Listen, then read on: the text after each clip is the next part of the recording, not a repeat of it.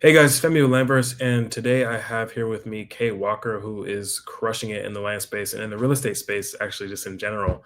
Very excited to talk to her today. She has plans of doing multiple seven figures in profit this year and is already well on track to do that. So, how's it going, Kay? It's good. It's going good. You are too kind with your intro, but thank you.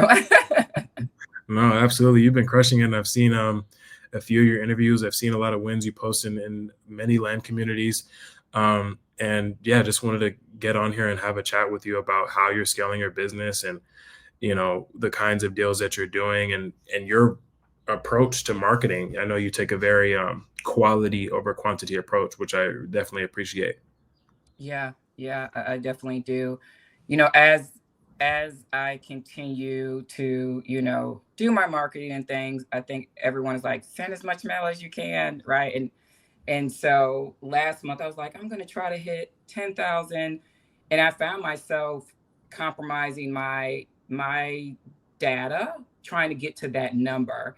And I found like don't reach for the number, right? Focus on the quality, focus on penetrating your market. And don't focus on trying to send an X amount of number of mailers each month. So yeah. No, I love that. And I've actually taken a similar approach. I used to send out so much mail. And as I've kind of, formalized my strategies and gotten better, you actually start sending out less because you realize, okay, well, based upon data, I've done this amount of deals in this specific area. And I think that when you can continue to target those areas and figure out how to reach those sellers more often, you actually end up getting more deals. You're talking about how you made like 60K from 500 mailers, which is insane. So, I, Yeah. Yeah. um, a quick question: can you talk about like a little bit of your background, how you kind of got started in real estate in general? I know you're a realtor in North Carolina, right? Yeah, I am. So I was, my past corporate life, I was in project management, IT specifically. And it was a remote position. So I had a little bit of time on my hands. And I knew I wanted to get into real estate. I wasn't quite sure what part of real estate. So I went and studied, got my license in North Carolina. I went on one listing appointment. Was showing a listing appointment for someone who wanted to sell their home, and it took all afternoon to talk to that person. And of course, they are emotionally attached to their home, so they feel it's worth XYZ. And I quickly found that that wasn't my cup of tea. I didn't want to do residential homes. Um, I know for some people they love that aspect of it, but I was like, I don't want to do that. So I kind of fell into the short term rental space, and I ended up doing that for 5 years and scaling pretty quickly between two states. Had over 100 properties. I owned maybe 5% of those. The rest of the properties were rental properties. And I think my background in project management and in process improvement helped me create processes that helped me scale that particular business pretty quickly. But I will say it is very, very active. It's a very active business. So I enjoyed it. I think when the government was pushing a lot of money into the economy, a lot of businesses, not just the Airbnb business, it was a gravy train, to be honest with you. Yeah, in the land industry as well. I wasn't there during that time. I hear I missed the gravy train, but it was Yeah, maybe I'm fortunate because I don't have anything to compare it to, right? That I'm right. in it now.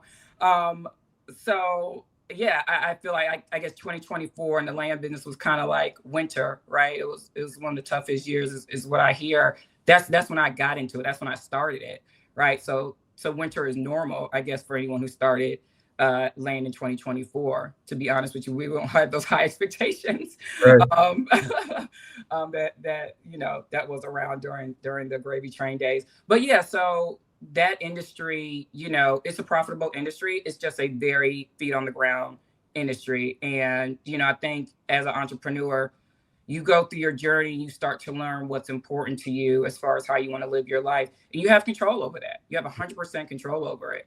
And so I decided to get out of that business, scale my portfolio down, sold that part of portfolio. And I was tiptoeing into land a little bit. I actually took a while doing the short-term rentals, local developer here in Charlotte, North Carolina, just killing it, killing it in the market. So he had a development class that he was offering, and I took the development class, and I'm like, I'm going to develop something. Bought some land, little tiny, I think it was 0.15 acres or something like that, close to the city for $70,000. And I'm like, okay, I'm going to develop this land, and then I'm going to, sell it or hold it. Got all excited about it. So I took the class, and I quickly learned how to look at land through the eyes of a developer. Totally different viewpoint on it now, right? I understood, how much they would pay based on what they could build on it and what they could sell it for. And so I realized like the land I bought for 70 was worth like double that, easy. And Right. so instead of putting capital into trying to build a home and hoping the market doesn't crash and having to sell it or hold it and everything like that, I just literally sold a piece of land for double, and it sold in like 3 days. And this was before I was even introduced to this whole world of land, right? And so that was kind of like my first experience with it. And I didn't do anything to the piece of land. I lived right by it, didn't mow the grass, didn't do anything after I bought it. Right. So that one experience let me know, like, definitely knowledge is power. Yeah, the class cost, I think, $5,000. I'll take the class, but like, look what I was able to do with that little bit of knowledge, right? So from that class, I learned I don't want to be a residential home developer. That's what I did learn. And it's more advantageous just to buy land properly and be able to resell it on the market, right? Right. And so that's when I started, the whole YouTube journey, like everyone else, and you kind of go and watch everyone and figure out kind of what this business is about, right? Lot more now than when I started. A lot of people selling courses and gurus, and you got to be a little careful with that and make sure you're in a quality course with quality people. So I eventually, found my tribe and just kind of went from there. I sent my first mailer in July. I was still 1 foot in the short-term rental business then, July of last year, and that mailer was about 5,000 mailers. Okay. And it was, I don't want to call it a spray and pray campaign, but it wasn't as data driven as I am today, right? It picked counties based off of population growth, which is not a bad metric at all. As you and I know, a county can be great, but it could have 14 zip codes in it. 2 zip codes could be carrying the county, right? So what's the mail on the rest of them?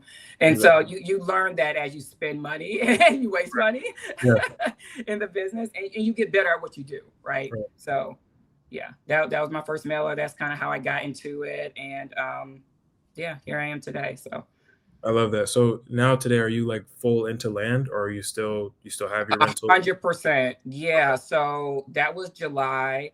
September 1, I was completely out because I realized really quickly that business took my time, effort, energy.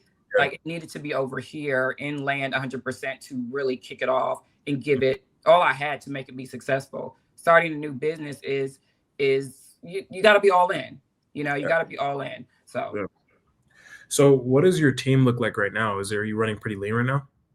Yeah, I'm running very lean. It's just me, my acquisition manager, who is local. She worked with me on the short-term rental side, so we have history as far as in a professional space and personal space.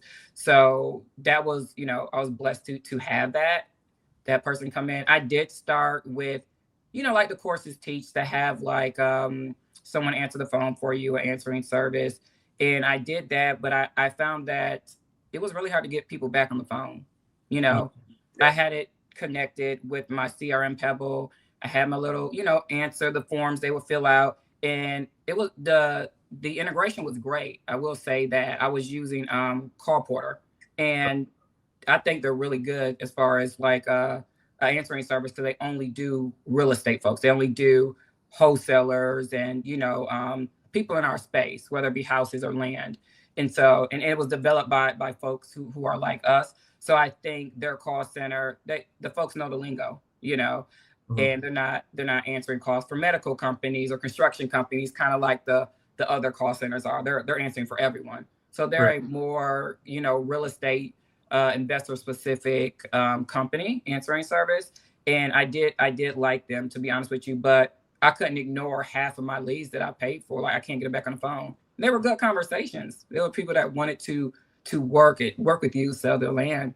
Um, so I changed that and I got a real person to answer the phone, and that made a world of difference. Like, world of difference. So your background in processes and project management is something that I actually really admire because you can come into this and figure out, okay, how can we improve the processes of the business? And I can see like you think about that actively. Like, okay, I don't like the way that we're not getting callbacks. So how do I improve that? So with that person, are you paying them hourly or is that your acquisition manager that's taking those calls? Acquisition managers taking the call. Yep. Okay, so is she taking like the I don't want to sell this to you. You're getting those calls, right? So we don't get as much. I will Okay. say that. I think the industry standard is about 30% of the calls you get are going to be hate calls. Is the standard. Oh, Ours is down to 10%. okay. So I do think it has something to do with how personalized that our marketing is. Uh-huh. It's very easy to like call Spectrum and yell at them about your bill.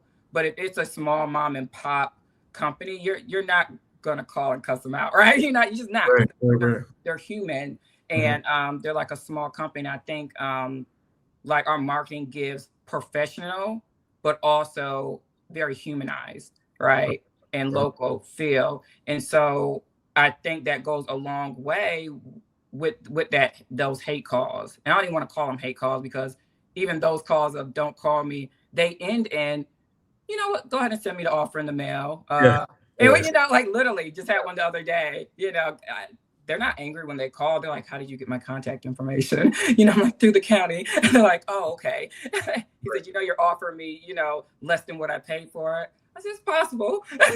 you know, and the call doesn't go as bad as some of the ones did in the beginning, to be honest with you, as we right. refined our marketing. So So what does your framing process look like from the time that, mailer goes out to the time that a call comes in and, they're talking to you and you guys are getting them in a contract? yeah, so we use Pebble as our CRM, Okay. and we have different stages in Pebble. So when a call comes in, we use Open Phone, and so I have visibility to it. And all the calls are recorded, and they're in AI, so you can like look at the transcript of the call, which is really awesome with Open Phone. So the call comes in, Candace will answer the call, and she will just kind of talk to them just like a person. Hey, this is Candace. Thanks for calling. She kind of explains our process, asks them, do they have any questions. She asked them, we send range offers, and one of the initial questions are you comfortable with the price that we're offering? And they most of the time they say yeah, because that's why they're calling in, right? So we don't like to give one blind offer. We like to give them a range, and in our marketing we communicate, hey, this is bulk pricing for the county. Once you call us, we will do a little bit of due diligence, and in 1 to 3 business days we'll offer you a firm offer after we review the characteristics of your land, because every piece of land is unique, right? Right. So they know that coming in.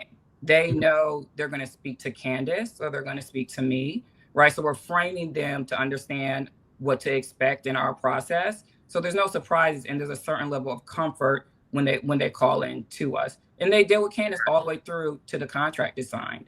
So they're not being handed off to different people. Um, and that seems to really, really work for us.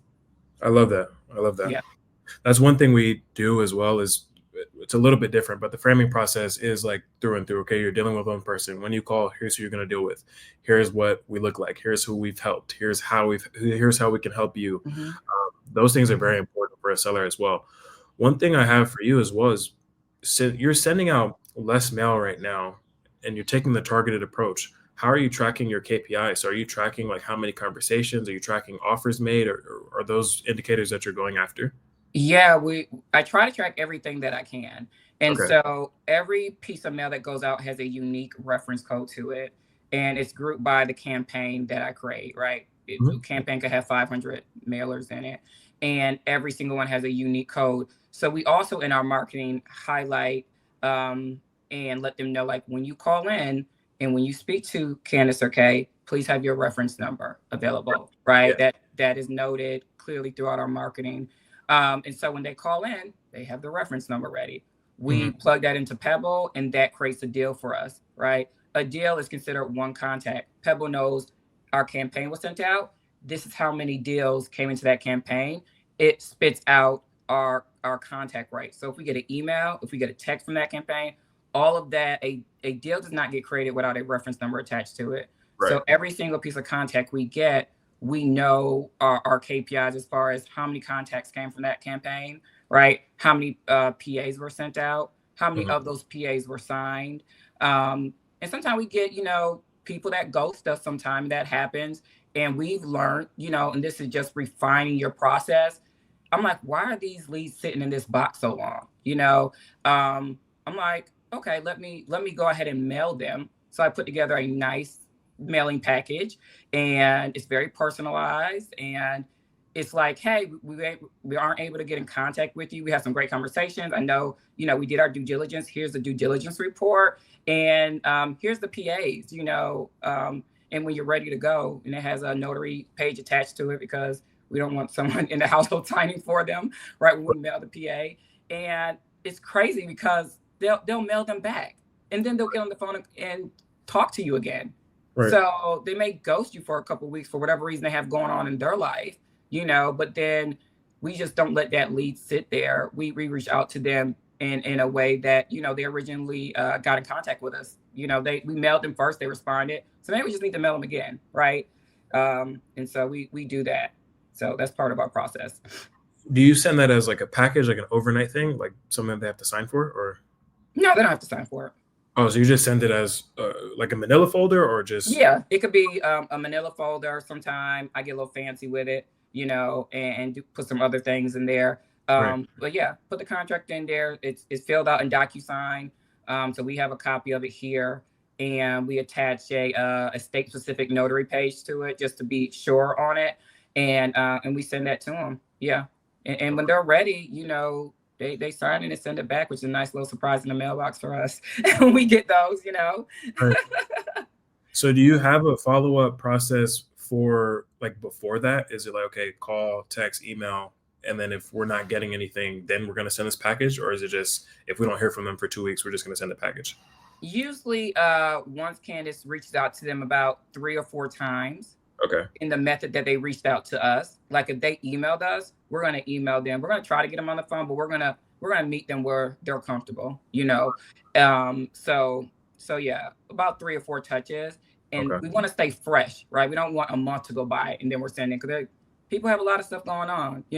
Like we have no idea what they have going on in their life, so we want to stay fresh, and so that could be a week, and then we're gonna send that.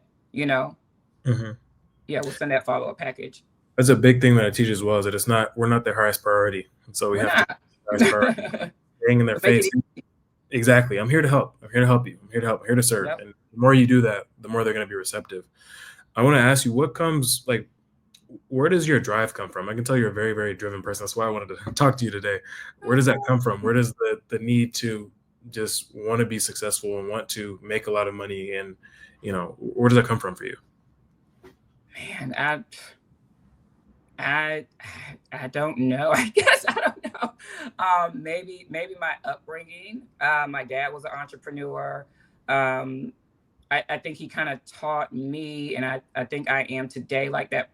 I march to the beat of my own drum kind of person, and I like the startup phase of business. I like this creative phase of the business. To be honest with you, and I like the journey, like the person I was 5 years ago when I because before the short term rental business, I had probably 3 or 4 failed businesses before that, right? And I was in corporate. We all. Yeah, like no one has a podcast about those, Right. right? No one Right. wants to hear about that. But Right. I was plugging away in corporate, and I saw the people that were in senior leadership, and I was like, man, it took them that long to make this much money. I'm just like, that's not the path I want. And so while I was there, I finished up my education. They paid for a lot of, at that time, they had a very hefty like tuition reimbursement program. So I like Mhm. milked them for everything they had. Like I went and got my Six Sigma black belt at USC. They paid for that, which was super expensive. My PMP certification, they paid for that. Finished up my master. Like they paid for everything. So I used I was like, use all these benefits while I'm here. Uh, And while I was doing that, of course you gain a good, if you work for a good corporate company, you do gain some of those skill sets, working there, to be honest with you. So I'm not throwing shade on corporate or working a 9 to 5. I think we all have to start somewhere, right? Um, what was your original question? I mean, where does the drive come from? oh, Yeah. where does drive come from? Yeah, I don't know. Like I like creating things. I like the person. Oh, this is what I was saying. The person I was, 5 years ago, I feel Mhm. like I'm like a K version 3.0 right now. And it's because of, it is literally because of the journey of entrepreneurship, Yes. right? There's no handbook to it. And you can like do whatever you want, within legally within the legal realm, right? And be creative as you want to provide as much value to your customer as you want, right? And the more value we provide, it is measured in how much money we make. Is Yes. is, is really really it. And so I think I enjoy the journey of it, like who I become, um, even the hurdles in it. Sometimes we go through those hurdles and we're like, damn, like why is this happening to me, right? Why is Yeah. life and like this? But I think it happens to kind of put pressure on us and really form like the best version of who we can be, to be Right. honest with you.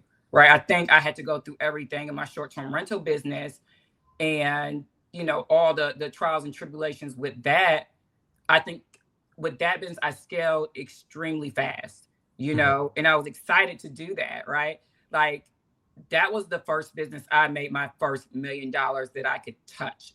Mhm. Like, when you do that, like you become a different person. You you Absolutely. you have this self-confidence about yourself to say, like, I don't have to depend on a company to make money. Like I can do this.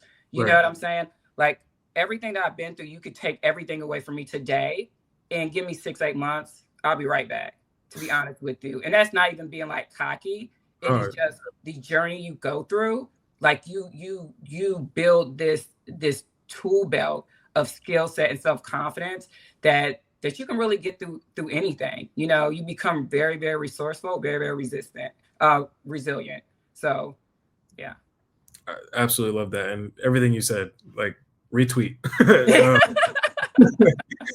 Uh, retweet for sure. So, yeah, I gotta pause because like, you sound like this sounds like me. Like, Yeah, yeah, yeah. um, I feel like when we're on the journey, right, there's always a resistance that we get, right? There's always a Yeah, test that we get before we're able to get onto that next level. And I feel like it's God and the universe kind of telling you like, hey, do you really want to be up here? Do you really want to do this? You always get that resistance, and I feel thousand like percent. you said, um, the knowledge and the skills that you acquire while doing this, while building your business, while going through the trials and the tribulations, that never leaves you. So going through the processes of these things, once you're able to go through them and pass the test, like, I mean, yeah, I could lose everything today and get it all back in the next 6 to 8 months too, and have that confidence that like, hey, I Yeah. know I can, and that's what we do this for, right? Yep. Because we don't have to depend on anybody else. Then, I mean, that's the Sky's the best limit. exactly in the Sky's the world. limit. Yeah. So for you, like, what does it look like in your land business? Let's say a higher level in the next 24 months. What does that look like for you? Oh man, so I feel like I'm in school every day with the land business. I'm not gonna lie. Like every week, I'm learning something new, or running into a hurdle that is teaching me something new as I resolve it, Mhm. and it's great. I love it, to be honest with you. Um, so I'm learning now. I haven't been in it for a year just yet. Um, I think I'm learning to, I think everybody gets this too. Like the effort that you put into one deal that can maybe net you $5,000 or $10,000 is the same effort you can put into something that may net you, $100,000. Yeah, Is what I'm learning.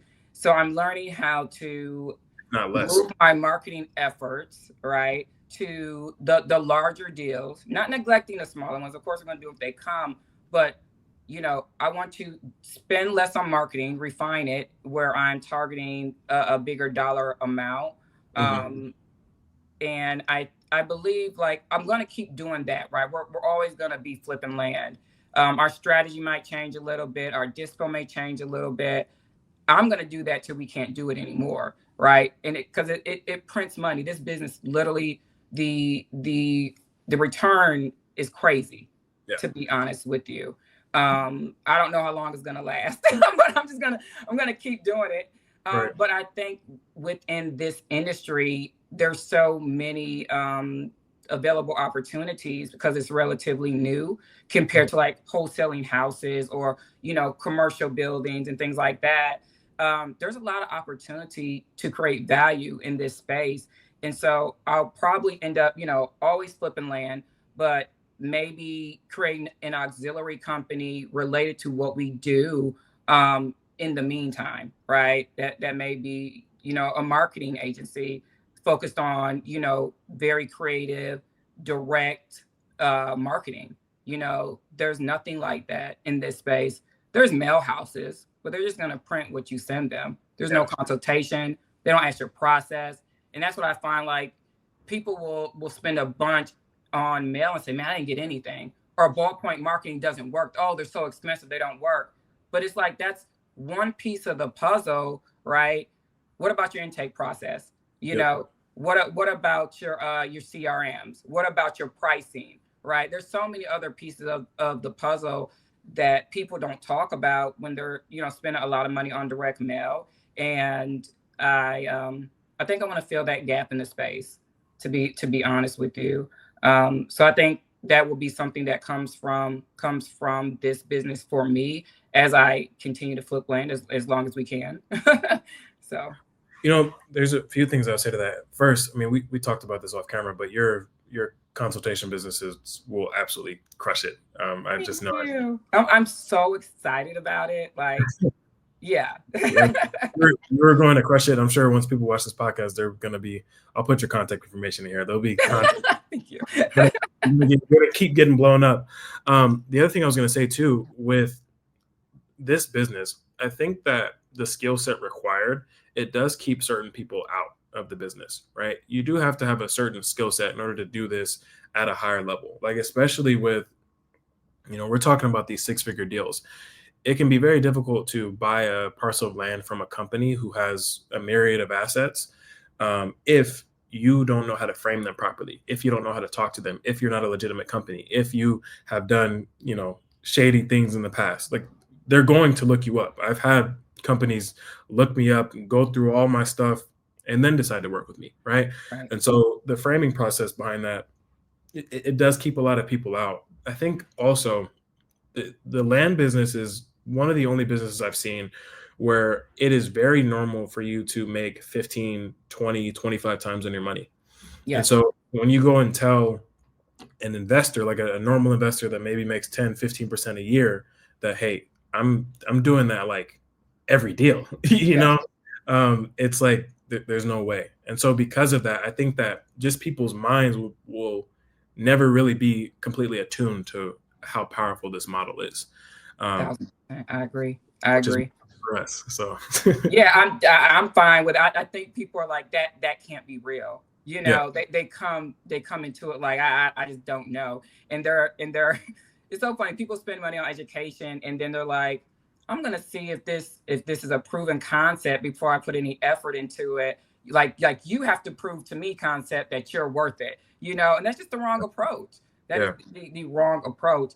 I just need to see a few people that is successful when they're doing it. Like if they can do it, like I can do this, maybe a absolutely. little bit better, in my own way, throw a little bit of my sauce on it, type of thing. So Yeah, that's how I look at it. But I think people come in with the wrong mindset. to be honest with you. And from the jump, like that is going to hurt you in any business, in any business. So yeah, definitely, definitely. I would say that one of the last things, can you talk about a couple of deals that you may be excited about, or some deals that you've already closed that you're like, this was a deal I wasn't expecting? Like, what are some wins you have? Let's see. I mailed a lady in another state, Hmm. and she called back and she's like, I don't want to sell the land that you mailed me on, but I have inherited a bunch of land, which she has through a couple of different states, and they're in the markets that I work in, so it worked out. I would have never even looked at this market because the normal metrics that I think we look at as far as people that are in tune with their markets and the data, like the sell-through rates and the days on market and activity, um, it just didn't meet the standard criteria. I would have never even went into this market. But it was a subdivide because she wanted to keep part of it for her nephew. And then we ended up subdividing about 17 acres off of it. We're actually in the process right now doing that. And I didn't know how much surveys were. I didn't know it was $7,500 for a survey. So that was new to me. Learning every day. So yeah, we threw that thing on the MLS, and when I tell you, it was 40 saves in a few days, and it was like we had to take it off market because it was so much activity in the neighborhood of people and agents. Like agents were reaching out to the owner. The owner called asking the owner, poor little lady, like, what is the commission? Like just being aggressive and unprofessional. Hmm. Like it was crazy. It was crazy. And of course the owner called us, and it was a double close. It was double close. She didn't care that we had it listed or anything. She was like, please just do it off market because it's driving me crazy. My neighbors are calling me, get this done or whatever like that. She said, I'm not going anywhere, but just I don't want my neighbors calling me. Right. So having to do some damage control with the neighbors, writing them nice letters, just letting them know kind of who we are, because that could potentially kill a deal. You know what I'm saying? Yeah. And so that is a deal that I didn't expect, and it is a buy for 185 and a sell for 285, but it'll probably go over because we have multiple offers on it. So we're going to be asking for highest and best the end of next week Okay. for that one.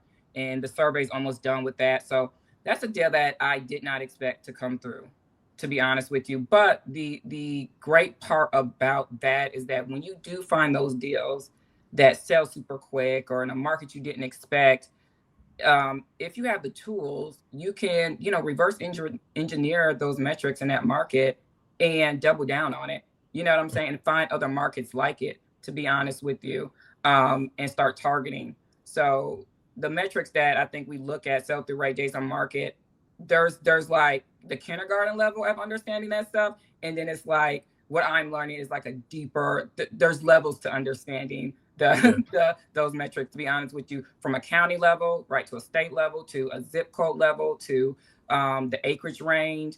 Like it's I'm learning more and more every day, and I think the more people spend time really like getting in and learning their business, because it's a business at the end Yeah. of the day. You are a CEO, right? It is your job. Everything falls on your shoulders, the success of it and the failure of it. So Yeah. like the more you know about your business, the better off you're going to be and the more successful you're going to be. So If you're treating this as a business and not like the lottery, you're treating it as, okay, I have to consistently put in these inputs and here's what's going to come out, you're going to be successful. That's one thing that I always say as well. I think that um, it can be seen like you just said, okay, I'm buying a deal for 185, I'll probably sell it for 285.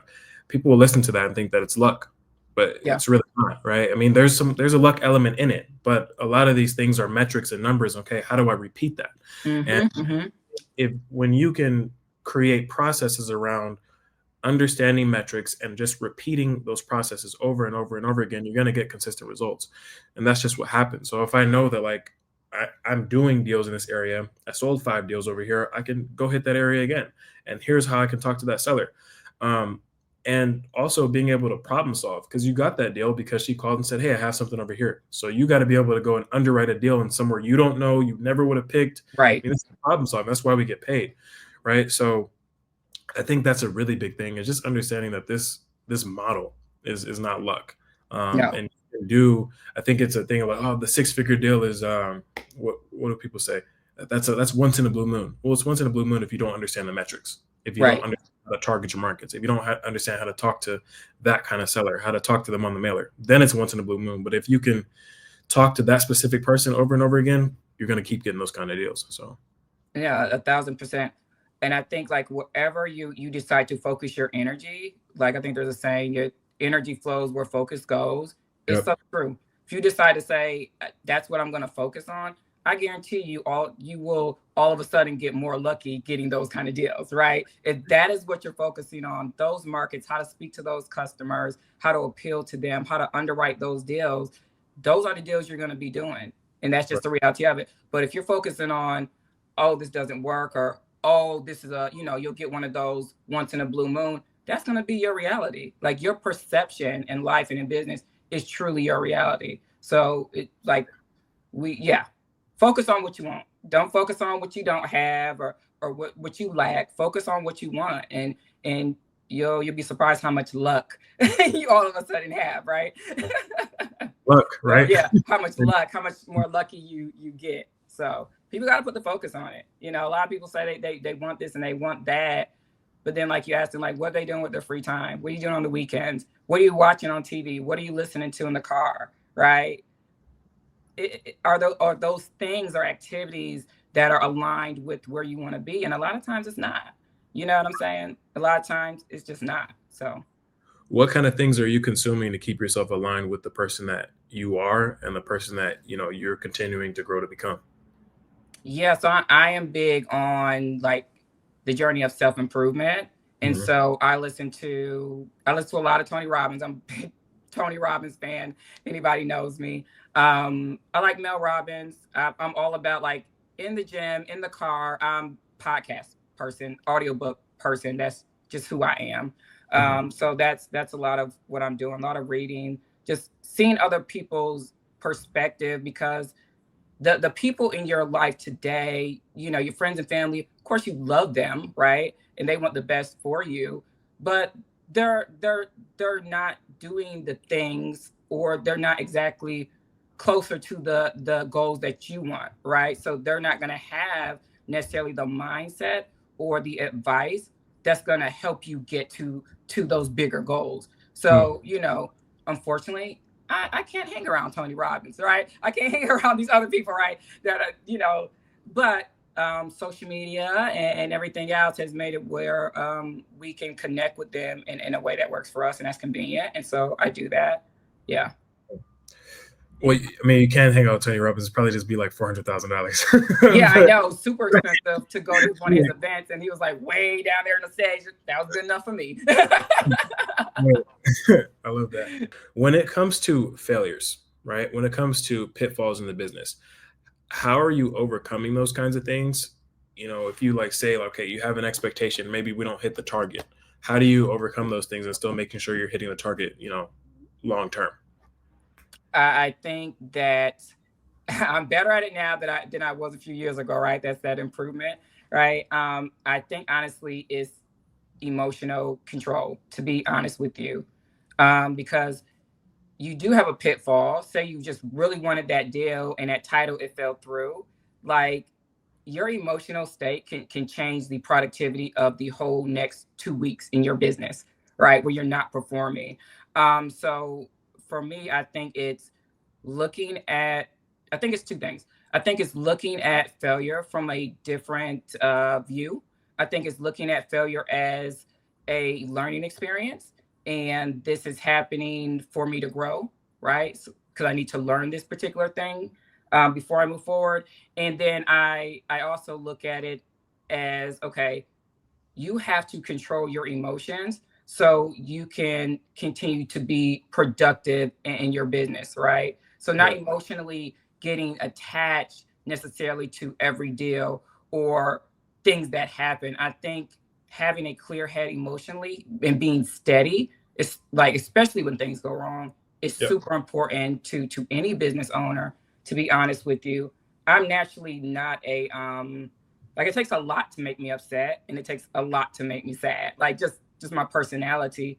But business will take you somewhere else, especially with your money. You know what I'm saying? Like, it will take you somewhere else. Right. But just learning how to really like control those emotions, I think is really, really important.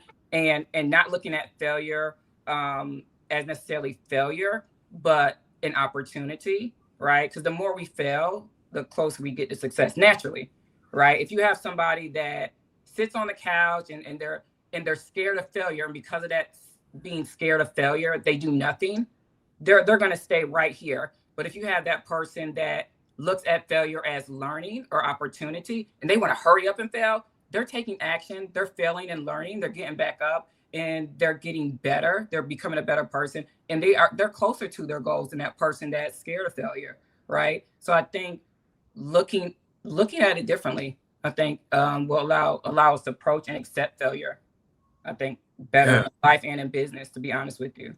That's one thing. When I removed my emotional attachment to success or failure, I started getting a lot better results, a lot faster, right? The deal started just closing left and right. And I think once you do that, if you, it's a weird thing because this means so much to us and it's our livelihood, It is. right? Yes. When you remove that emotional attachment from it, when you remove the stress, when you remove all of it, you're just able to see things tactically. That's the first Yes. thing. Yes. So now you're not making decisions. You're not making emotional charged decisions. You're not doing that anymore. You're not making stress charged decisions. When you're not doing that, then, oh, okay, actually, this makes sense. This is the right move. And I think most people, because it's like, I got to make this work. I got to make this work. Now, while you do, you have to be able to see things tactically. And then when you have the failure, I always see anything, and we still fail. I mean, that's another thing that I think is a misconception. Once you attain success, that you fail. I mean, that you stop failing because you're not as Right. successful. Right. I've had plenty of times where even after attaining a large amount of success, I still fall down and I still have to get back up and I still have to look at it like, okay, why did that happen? Right. Yep. Um, Yep. I mean, nobody is undefeated. Right. So I that's think the one. failures are bigger Yeah. the more you grow, to be honest with you. Like, they are like the buffers in life, I guess, kind of like what you were saying before. Like, you can't get to this next level until you overcome these failures, right? Because you need to become this person to operate at this next level, you Right. know. So I think the failures, are bigger when you start reaching bigger goals, to be honest with you. Yeah. And that's one thing.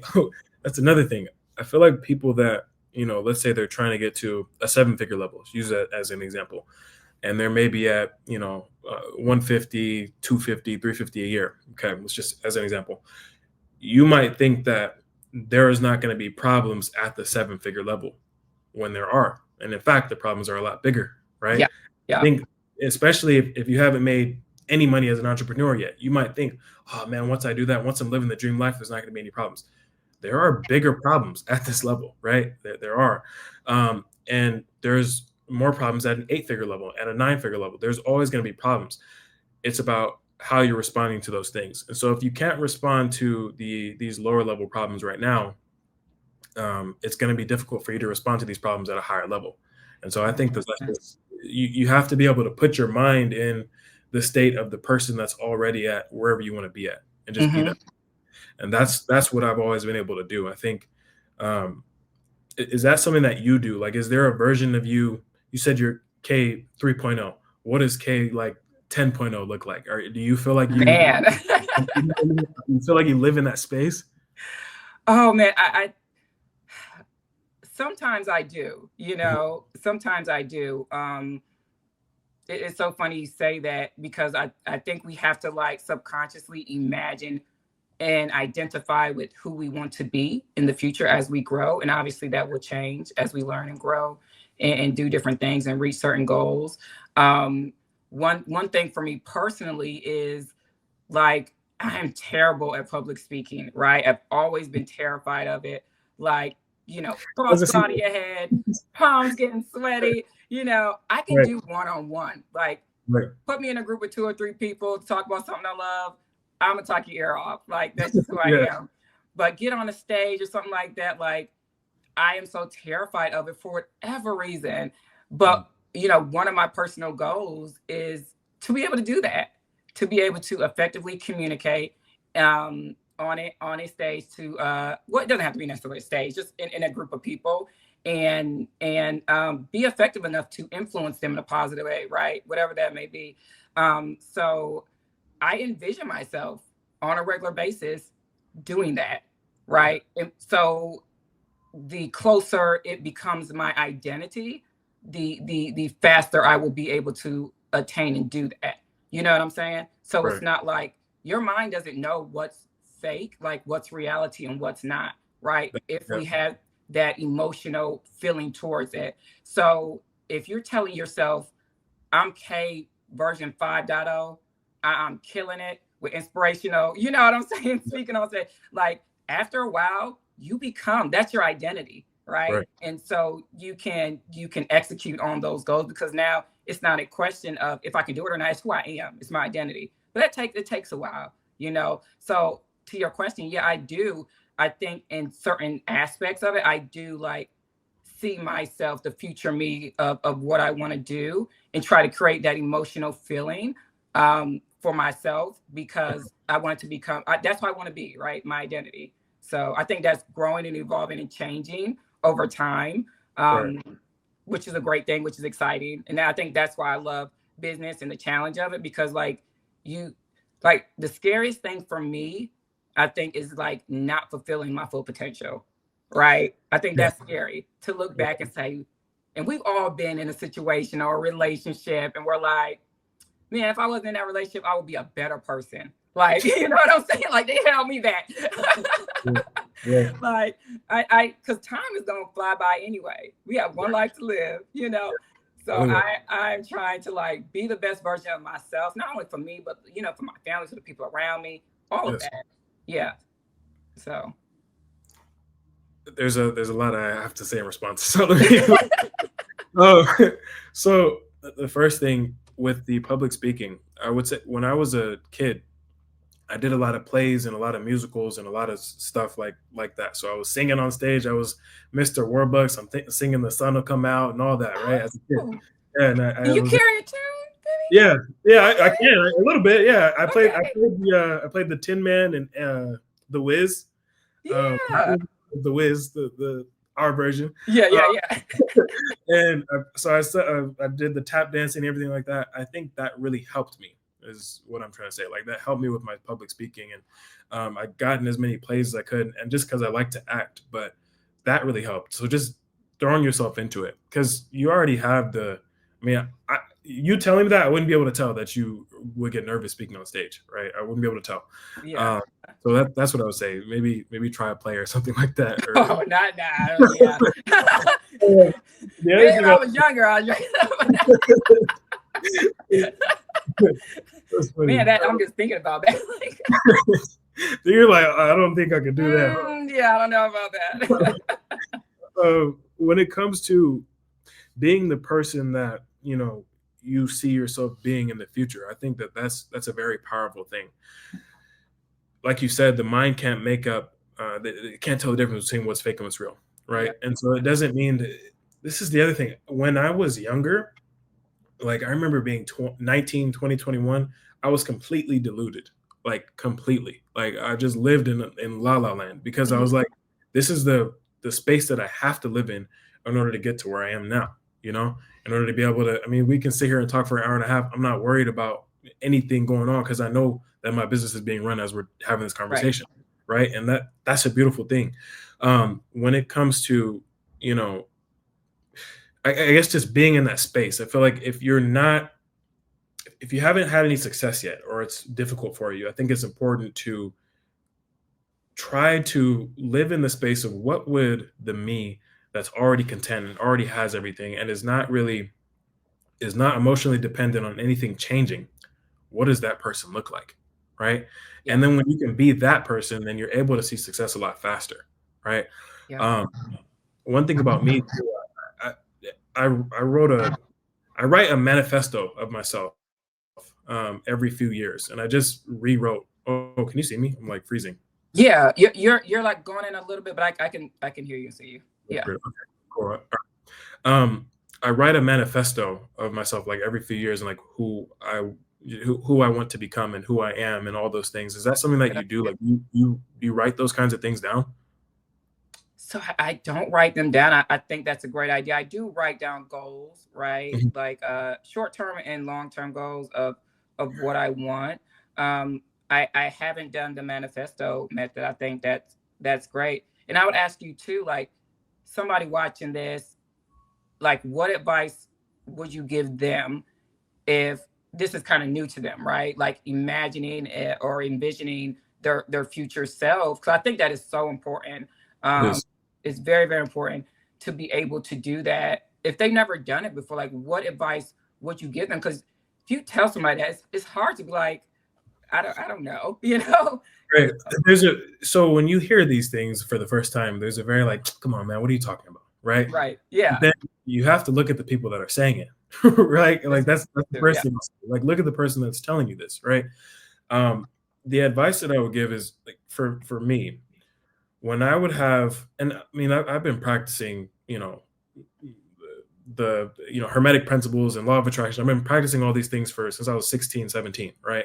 Oh wow. Um, I would literally put myself in the feeling of how it would feel to have everything that I want to have. And I would just live like that. Right. And not only do I do that, you also have to couple that with the work though. Like you have to do the work that it takes to get there and to meet that feeling, if that makes sense. Right. Yeah. So someone that is like, well, how am I supposed to do that? Sit down, write out what you want your life to look like. Write out your manifesto, write out who you are, right? And when I say who you are, that means kind of like who do you see yourself being? You got to be that now, right? And so I'll share some of the things in my manifesto. Um, Olufemi owns several properties all across the world. He travels consistently. I do travel consistently. He has a large investment portfolio. He has a net worth of X. Like these are all the things that I've written down. And over the last 7 years, many of the things that I wrote as a younger kid have now come true, right? And then I just continue to level that up, and be in the space and the force of that person. Yeah. But then you also got to, like I said, the work is very important because you have to think about the inputs that the person that is doing all that, think about the inputs that that person puts in. Does that person watch TV all day? Probably not, right? Does that person eat bad food? Probably not. Does that Right. person not want to learn new things, not want to connect with new people? No, right? So you got to just be that person. I think that's the advice that I would give to anyone like that. Yeah. Yeah. I think that's good. Yeah, I think that's really really good. Do you think, because how long have you been in the land space, Femi? And what did you do before actually? Yeah. So for me, I've been in the land space since 2021. Before land, So you uh, experienced the gravy train. a little bit of it, a little bit of Yeah. it. Yeah, I would say so. I think that's the thing, though. I haven't had any like significant dips in my business. I think I've been one of the more fortunate ones. But that's Really? because I'm always like, I have a growth mindset. Like I'm always trying to learn. So no matter, that's one thing I was going to tell you earlier. When it comes to success, there's periods of time where you get successful and like you ride the gravy train, and then you think that like this is always going to be like this, right? I've never been that kind of person. And even if I'm having success, I'm like, all right, just keep doing, keep doing. I expected that. I expect it. So I'm just gonna keep doing what I'm doing. Um, and then before this, I was wholesaling houses. I did Okay. a good amount of house deals, and before that, I was running track. So I was running track at Long Beach. So yeah, that's been my journey. And I wanted to ask you. You were talking about the developing. When it comes to development, do you feel like there will be place for you, in the next 3 to 5 years when now, like, there's maybe 15, 20 mil liquid and hey, I want to go do like a life changing development deal. Is that something that you feel like do you ever think about those kind of things? I think the most development I would probably get into would tie back to my short term rental experience, Mhm. because I was in it as an operator. I kind of know what would make it better, and I think I would probably develop some kind of boutique short term rental high end hotel. Like not a hotel, but more, it feels like a residence, right? You have 2 and 3 bedrooms, you have full kitchen, you have your concierge downstairs, kind of like a luxe high rise building, but operate very well for short term rental guests, right? It has the pool and the spa and all that stuff. I would probably do something like that just because I know the demand for it. I know what was missing in it when I was in that. So I still have a love for that, and I have experience that I can build upon if I marry, the short term rentals with development. So I think that will probably be something I would do. Um, Probably want to do something for the family.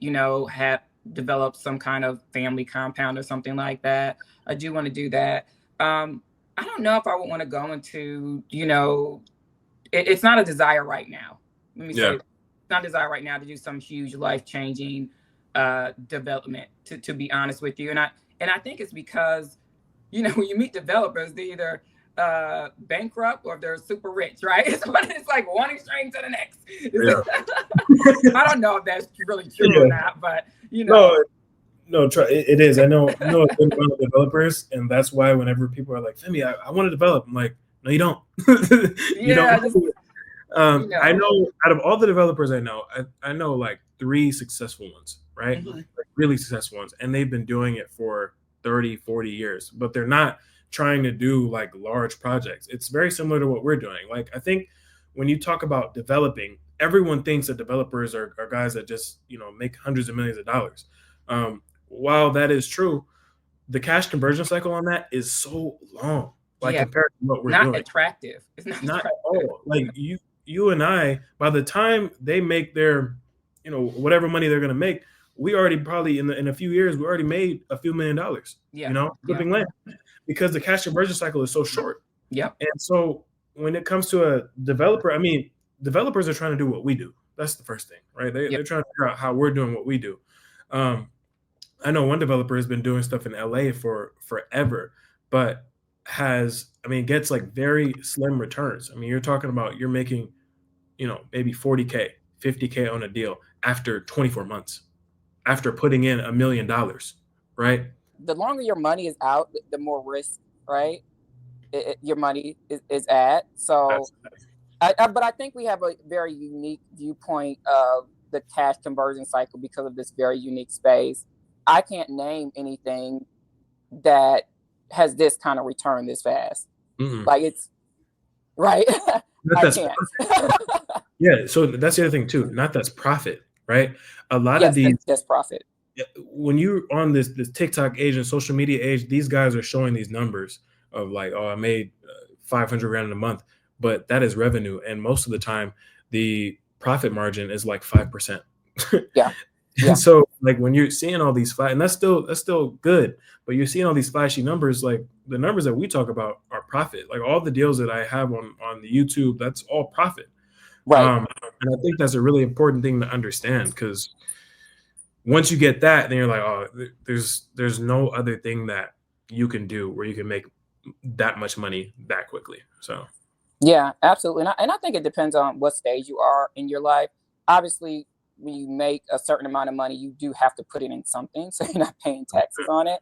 So yeah, then maybe you put it in something, and yeah, maybe when we're older, we don't want to be in such an active business, right?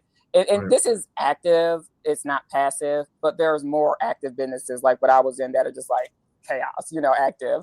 Um, Maybe we want something that is not as active. So I guess it just depends on where you're at in life, and what Right. speed you want to be at. So I think that's the other thing too. As you get older in this business, just anyone, it's important to understand that you do have to have money put away. You have to have money put away. You have to make smart investments. You have to, because we make way too much money to not be making smart investments. And I've seen a lot of guys that have made a lot of money and they don't know where to put it. So they just end up spending it and doing all this crazy and all this flashy stuff, and then have no money at the end of the day. And that's a very dangerous thing. Like you can make as much money as you want to make. You can make millions of dollars a year and still lose it. Yeah.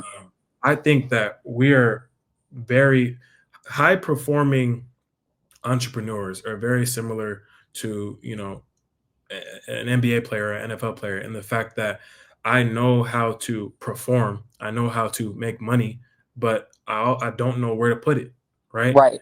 I Right. think some people think of like, oh well, I'm always going to be able to get it like this.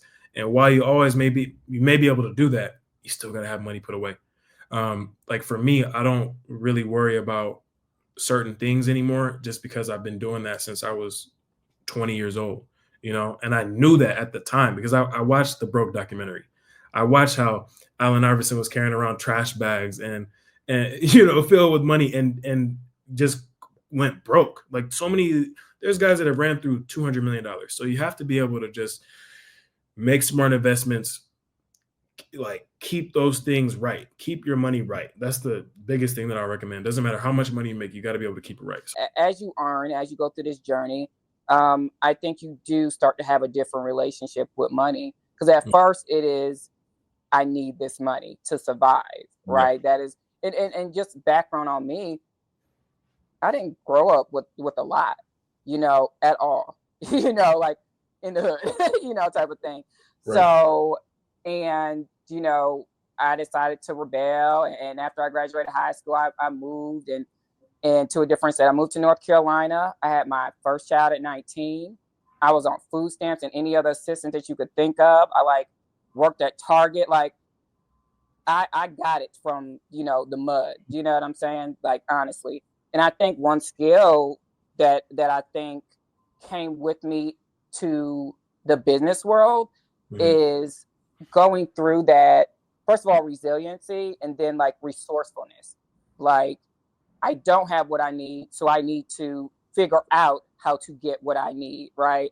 And I think that mindset of being able to solve problems and be resourceful is super, super important in business, and it's going to set you apart. Because some people, they come across a hurdle and they may take 3-4 weeks to ponder on it and not know what to do with it, right? Right. But when you had hurdles, you had adversity in your life, it's like you learn a skill set to overcome those, right? You learn how to problem solve. So I think that is something that, looking back, nobody wants to be a 19-year-old mom, right? And be on food stamps. But that story, like it lets you know, like you can become whoever you want to be. You can do whatever you want to do, right? And just learn from kind of what the world gives you, I guess.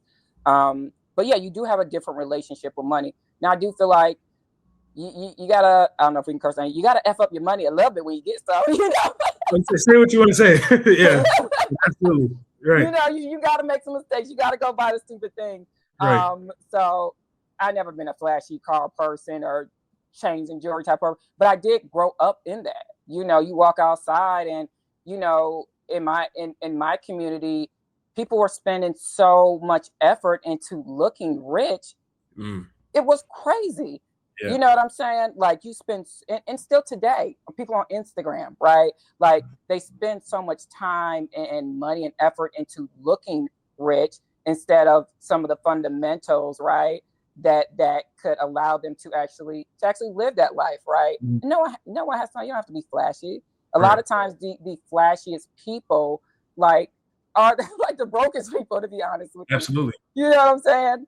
Absolutely. Like their car is worth more than where they live. Right. They have no furniture in their house, but they got a 550 Mercedes. Stuff like that. Right. Like so, I grew up. I'm very aware of all of that. I'm so glad I didn't pick up on it. Right. I didn't go, make my first million and go buy chains or anything like that. But I will say I effed up too. I effed up, and I think it's a journey of learning. I scaled really quickly. I think over the 5-year period, we grossed over $10 million in short-term rentals. It was a lot of freaking work, but like I learned in that, like I had like 4 or 5 company vehicles, multiple warehouses. I think we had up to 20 employees. It was like had an office that was 10,000 a month uptown with glass everywhere, just unnecessary shit. To be Right. honest with you, Yeah. right? Like, because no one teaches you how to be an entrepreneur. No one says, hey, you learn these skill sets as you go. Like, okay, I know how to make money, like you said. I have the skill set, I know how to make it, but do you know how to manage it? Right? You have to learn that too. Do you know what your operational cost should be? Right. And also, like, the team that allowed you to make 1 million is not necessarily the same team and experience and skill set of people that's going to allow you to get to 3 or 5 million a year, right? That's a different team. That's different leadership. I need people that are better and smarter than me. You know what I'm saying? So I learned that. I learned that, to be honest with you. Like, now it's like overhead low, lean as can be. You know what I'm saying? Has to be. Yeah, it just has to be, because when the market is, or our environment or whatever is up or down, you want to be able to maintain. You still want to be able to maintain. You don't want all this overhead that you have to pay for. Like, this office space or this purchase, how does it, return value to my business? Can I do without it? Right? These are the questions I ask myself now. You don't have to have these fancy offices, these company vehicles, things like that. So I learned a lot, and I think you learn that you learn to have a different relationship with money. It's like, I don't want the money just to want the money. I want the money because it's a vehicle, right, for the business to grow, and to reach other heights, right? And so you can do other investments. I picked up the book Profit First. I don't know if you've ever read it. Yep. Yeah, and I was just like, man, where was this when I first started? So you learn as you go, and I think you get better at it. But you do have to recognize those mistakes that you make and own them. I think in business, and you do got to fuck up your money a little bit first. Absolutely.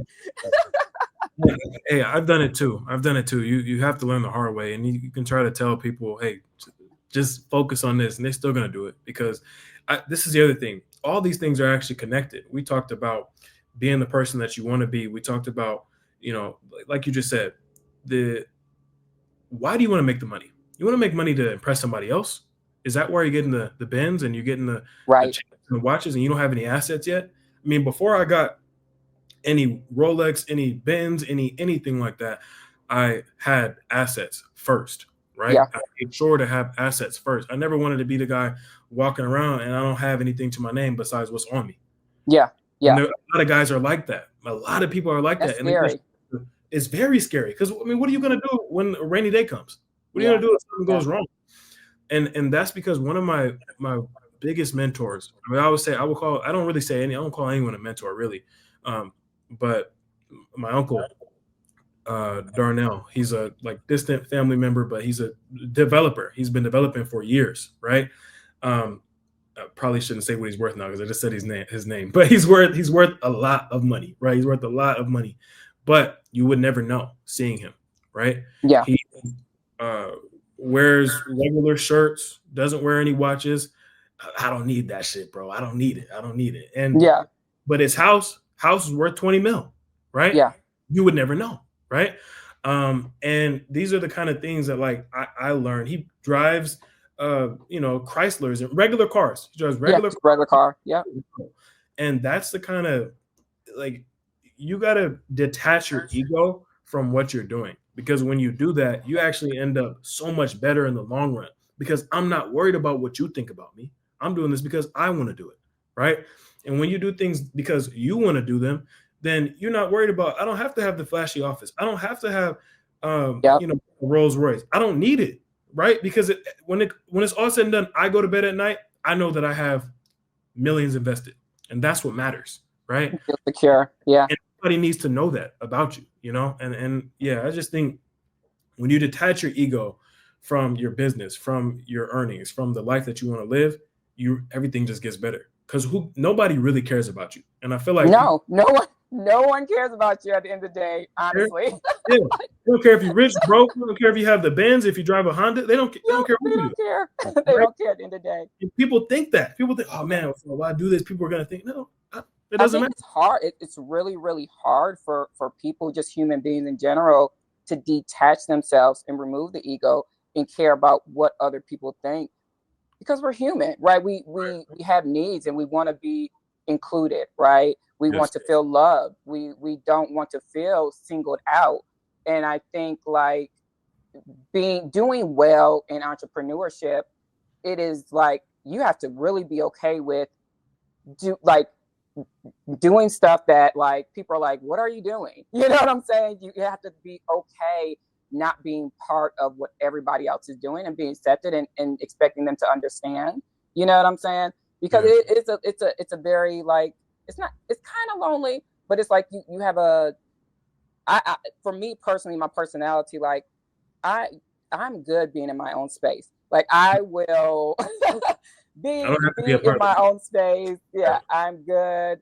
Like all of that. But a lot of people, they especially now in the world of technology and Instagram and social media, like people thrive off of the attention they get from other people, right? Yeah. It determines their decisions they make, what Yeah. they do every day, and that is so very dangerous. That is so very dangerous, I think, because you're definitely not going to reach your full potential worrying about what other people think. Absolutely not. And like you said, don't nobody really care at the end of the day. They don't. They don't. And it's crazy just how like just things change, right? You end up doing things because other people are worried about you. And then here's the other thing too, because of, let's say you're getting the kind of reaction and response that you want from people, right? I'm getting that reaction as a business owner. I've actually fallen into this before, right? Oh man, Femi, you're so successful, you're so this, you did it. I don't care about that, right? Like I can't, because I have to stay focused on, like I said, my manifesto on who I'm becoming, because what I am right now is nothing compared to 5 years from now, Who 10 you're years going from to be 5 years from now. Yeah. now. Yeah. And in order to continue to ascend to that level, you cannot be worried about what people are saying about you. And if you allow your ego to, man, I'm good, man. Everyone, I got the validation already. I'm good. I already made it. Then you won't grow, Yeah. right? You won't. And I've Yeah. seen so many guys like that, where even guys that I have helped, that like they start getting the validation, they start getting the proof, they start getting the accolades, and then they stop investing their money, they stop doing what got them to the dance, they stop doing those things, they don't show up anymore, right? Yeah. They think that Yeah. they're good to show up now, and that's how you end up failing and going bankrupt and going in like going backwards, right? Yeah. Yeah. um, and that's in the land business, that's in anything, but especially a game like this, you can't, you got to detach your ego, you have to. Yeah. If you're Yeah. gonna if you're gonna get better at this, you got to detach your ego. So Yeah. You do. I mean, you got to celebrate your wins, but at the same time, like it, detach the ego, that you can learn from anyone. I might do really good with the marketing part, but it's a lot I don't know. You know what I'm saying? I don't mind asking people. It's so many aspects of my business that I need to do better in. yes, Like the team building part. I right. think I have been kind of like PTSD from having such a big team and overspending with my last company. I'm like so scared to hire, but I so need to hire. You know what Right. I'm saying? At the same time. So I'm like battling with that and trying to figure that out, because I'm not going to be able to get anything done if I'm trying to do everything myself. So We have a lot of stuff to talk about off camera then. I know. I was thinking, I was like, he probably give me some advice on that.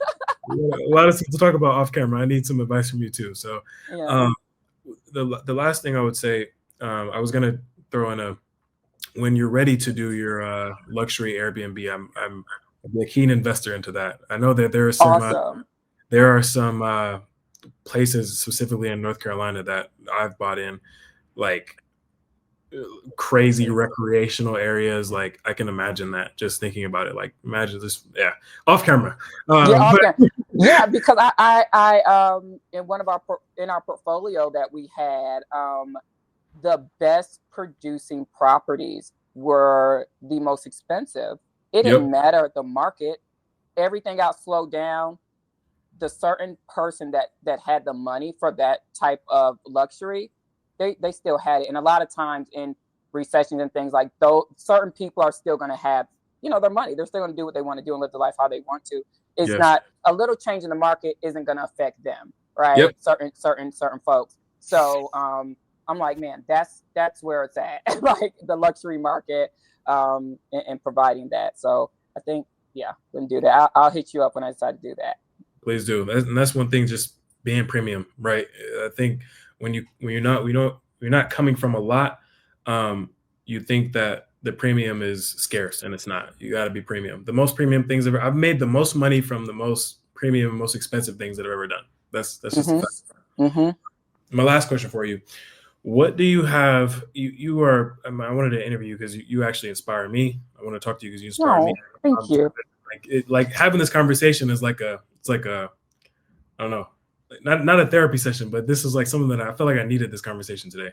No, I was so excited about it. Just, yeah, feeling is mutual, and I admire you and your consulting business. Like, you take it from not only getting into the business, but like now you're teaching, what you've learned to people that are serious about it. And I think that is, it's not a lot of those folks out there, like really good, genuine, you know, trained coaches, I guess I would say, that actually practice the business every day. A lot of people try to get the coaching money after they've done like 2 deals, and they're trying to teach something. Like, you can tell when you speak to someone, or you listen to the YouTube channel. And it's so funny because the YouTube channels with the least popularity, like literally I can name three, and yours being one of them, have the most content that is the most beneficial, right? Like, truly.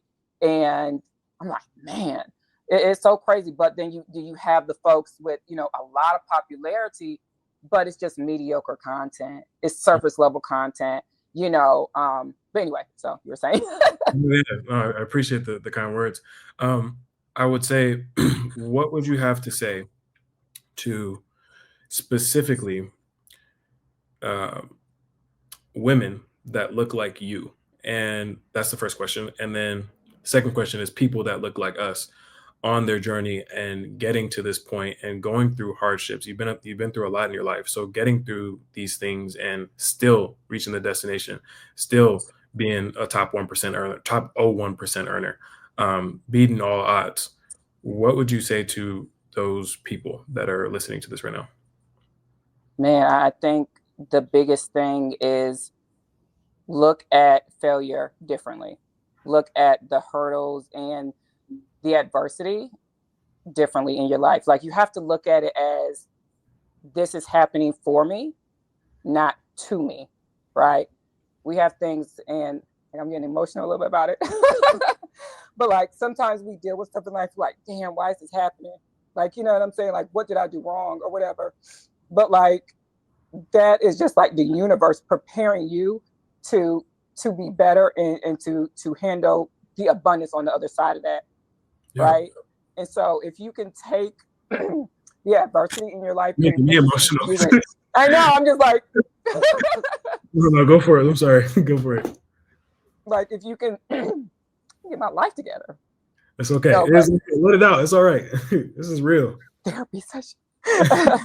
But no, if you can, and I had to do that because it's like, life be life, and you know what I'm saying? Whether it's something to you or your business, or maybe someone very close to you, I think how we take that on and what it means to us determines how we get through it, or if we get through it. I think you can be and do whatever you want. Like, I feel like the sky is truly the limit. Like, it truly is. You know what I'm saying? It does not matter where you came from. Like, if you looked at me when I was 19, teenage mom, on food stamps, like, and you knew me in the past, you know what I'm saying, 7 years, you wouldn't know that. When I tell people that, they're like, who? You? You know what I'm saying? Like, so I think people with the most struggles in life, they have something extremely unique to offer. And I think they have the potential to make it the furthest. You look at somebody like Oprah, Black woman, crazy background. You know what I'm saying? Just passed around house, like, just terrible, terrible. If you heard her story, you'd be like, man, I couldn't imagine who that person is today. And it's like, it's one of the successful, people in our time, and Yeah. it's because of that adversity that she went through, and it molded her and sculpted her to who she is today. And I think we can all take a look at that and say, no matter what I'm dealing with, how I view it, right, is going to determine if you get through it or not, and who you become afterwards. So it's happening for you, like the shit that you're going through in life, the shit where you don't want to get out of bed in the morning, like the time is going to go by, the sun is going to come up in the morning, no matter what you do. So like, it's your decision on how you view, the things in your life, the hurdles in your life. You just have to view them differently. You know what I'm saying? You have to have confidence that you can get to the other side of it, and this is happening to teach me something, to make me a better person. And I had to learn that in life. You know what I'm saying? And so now I look at hurdles as opportunities. I look at them as things that are sculpting me to be a better version of myself when I get through them. You know what I'm saying? So that's what I would say. I'm lost for words. So yeah, like I actually gotta like take a minute. I'm about to like start crying. I did not mean to go there. Yeah, ditto. Okay, cool. I'll end it there. Do you have anything that, like, before we get off, anything that you want to plug, anything at all? Oh man, nothing I want to plug yet. Right. Because that the consulting thing is in the making, and I do want to talk to you about that too, because I'm figuring out how to get that all set up. So we got a lot to talk about after this. Offline, yeah. But I appreciate the opportunity, and I did not mean to get emotional. No, you don't have to apologize for that at all. This is real stuff. This is this is real. So yeah. No need to apologize. Yeah. So anything? No, I think that's really it. Anybody looking to get into the land industry, just know I know social media makes it look easy, and you're gonna make $1 million in 2 months, and that's just not the case. It's a business. It's gonna take time. It's gonna take money. It's gonna take focus and dedication. So if you can commit to that, then you'll be fine. So that's all. Okay, I really, really appreciate the time. A lot of respect, and yeah, I'm looking forward to working with you in the future. Absolutely. Likewise. I mean, thank you. Absolutely.